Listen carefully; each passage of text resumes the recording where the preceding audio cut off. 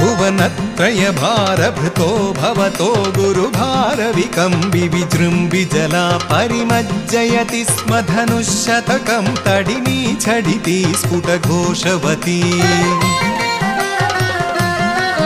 अथ दिक्षु विदिक्षु परिक्षुभित भ्रमितोदरवारिणि नादभरै उदकादुदगादुरगाधिपतिस्त्वदुपान्तमशान्तरुषान्धमनाः